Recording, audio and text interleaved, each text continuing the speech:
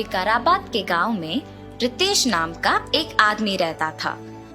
वो अपने माता पिता के साथ रहता था। उसके पास व्यापार करने के पैसे तो थे, पर उसे पता नहीं चल रहा था कि कौन सा व्यापार शुरू करे। इसीलिए वो इस विषय में फैसला लेने के लिए अपने पिता के साथ चर्चा करता है।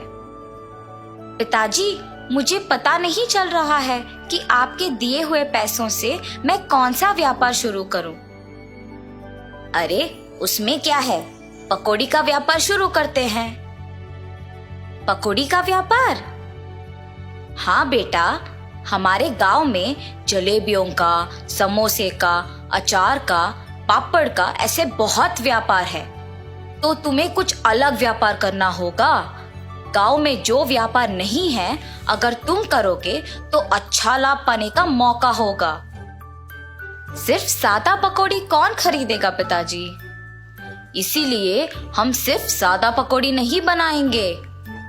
तो फिर हम सादा पकौड़ी में साथ साथ चिकन पकौड़ी, फिश पकौड़ी, मिर्ची पकौड़ी, आलू पकौड़ी, प्याज के पकौड़ी, अंडे के पकौड़ी जैसे अलग अलग तरह के पकौड़ी बनाएंगे। ऐसे हमारा व्यापार को बहुत लाभ मिलेगा।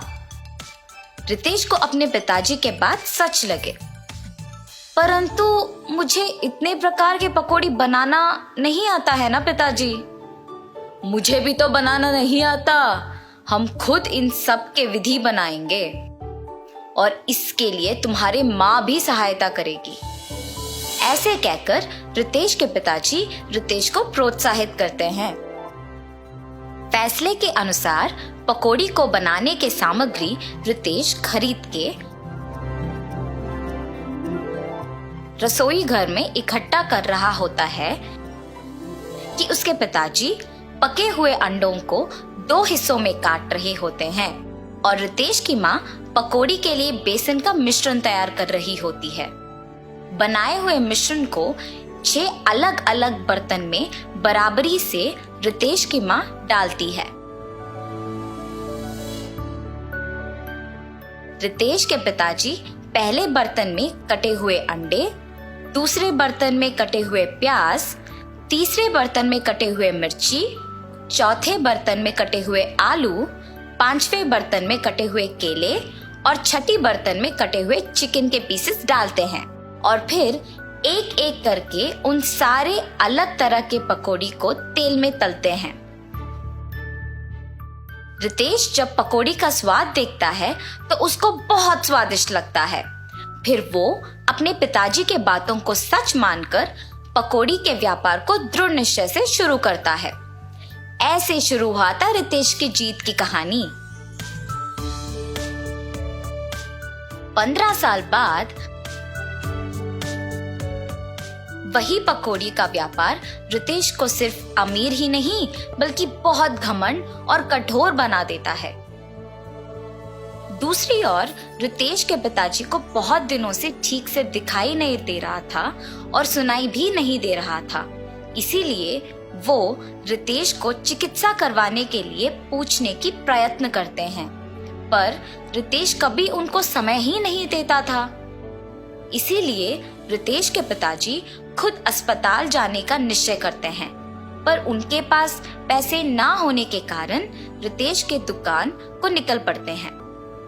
अरे रितेश बेटा, कुछ दिनों से न कुछ ठीक से दिखाई दे रहा है न कुछ सुनाई दे रहा है। चिकित्सा के लिए 3000 रुपयों की जरूरत है। थोड़ा मदद करो ना बेटा। क्या 3000 रुपए? उतने पैसे तो मेरे पास नहीं है। पर बेटा, कल ही तो तुमने बहू को बताया था कि हर रोज तुम्हें 30,000 मिलते हैं। आप पहले यहाँ से चलिए, कह रहा हूँ ना पैसे नहीं है। और घर चले जाते हैं। घर पहुंचने के बाद चिकित्सा के पैसे मांगने रितेश के पास गया था, पर उसने ये कहकर भेज दिया कि उसके पास पैसे नहीं हैं। क्या 3000 के लिए उसने ऐसा कह दिया? व्यापार तो अच्छा चल रहा है ना। शायद उसको हमारा यहाँ रहना पसंद नहीं। बहू ने भी खाना सिर्फ उन दोनों के लिए बनाया है। मैंने हम दोनों के लिए खाना बनाया है। तो फिर यही है, हमारा यहाँ रहना वो दोनों चाहते ही नहीं है। चलो इसी रात को यहाँ से निकलते हैं। ऐसे फैसला करके दोनों उसी रात गांव से निकल जाते हैं। माता पिता के लापता होने पर भी रितेश को चिंता नहीं हुई। अगर किसी ने पूछा तो कहता था कि तीर्थ यात्रा पे गए हैं। रितेश को पकौड़ी के व्यापार में लाभ ही लाभ आ रहा था। वो उसके दुकान में 10 और सहायक को काम पे लगा के उनको सारे पकौड़ी के विधि सिखा के काम करवाता था। इसके अनुसार उसने पकौड़ी के दाम भी बढ़ा दिया था। मिर्ची पकौड़े 5 रुपए के 10 पीस, प्याज के पकौड़े 8 रुपए के 10 पीस, आलू के पकौड़े 10 रुपए के 10 पीस, अंडे के पकौड़े 15 रुपए के 10 पीस, चिकन के पकौड़े 20 रुपए के 10 पीस और मछली के पकौड़े 25 रुपए के 10 पीस। पकौड़ी का स्वादिष्ट होने पर लोग भी बहुत आते थे, जिसकी वजह से रितेश का दुकान हमेशा भीड़ से भरा और व्यस्त रहता था और दुकान का लाभ भी दुगना हो गया था। रितेश ऐसे ही उसकी संपत्ति बढ़ाने में दिन भर व्यस्त रहता था और उसकी पत्नी भी अपनी समय अपनी सहेलियों के साथ बिताने में और पैसे खर्च करने में व्यस्त रहती थी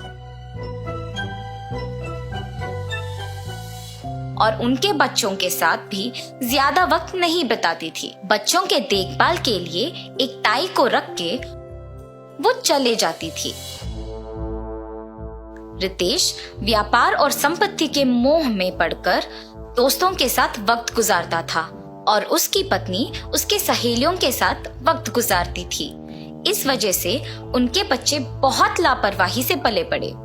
रितेश अपने बच्चों को अनुशासन से नहीं बड़ा कर पाया और अपने बीवी को उसकी शौक से दूर नहीं रख पाया। अब रितेश के साथ प्यार से 2 बातें करने के लिए भी कोई नहीं था। उस समय में उसको उसके माता पिता की बहुत याद आती है।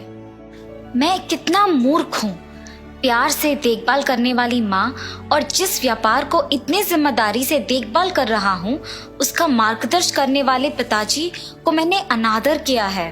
न जाने वो कहाँ हैं, क्या कर रहे होंगे। मैं तुरंत उनको ढूंढ के घर वापस लेके आता हूँ। रितेश अपने माता पिता को ढूंढने अपने कार में निकल जाता है। गांव में ढूंढते ढूंढते उसको अपने माता पिता गंदे फटे हुए कपड़ों में नजर आते हैं। ये देख रितेश भाग के उनके पास जाता है और कहता है, आप ऐसे कैसे? ये सब मेरा ही गलती है पिताजी, मुझे माफ कीजिए और कृपया मेरे साथ घर चलिए माँ। रितेश को अपने गलती का एहसास होता है और वो अपने माता पिता के साथ घर वापस आता है। अपनी पत्नी को बोलता है कि आज से जो भी होगा माँ के अनुसार होगा और व्यापार का सारा संपत्ति अपने पिताजी के हाथ कर देता है। रितेश सिर्फ सहायकों का और पकौड़ी के विधि का देखभाल करता है और उसकी पत्नी बच्चों का देखभाल और पढ़ाई का ध्यान रखती है। सुख संपत्ति और परिवार का प्यार पाके सब सदा खुश रहते हैं। इस कहानी का नैतिक है, माता पिता से बढ़कर इस दुनिया में और कुछ नहीं है। परिवार का प्यार और देखभाल से बढ़कर और कोई जिम्मेदारी नहीं होती है।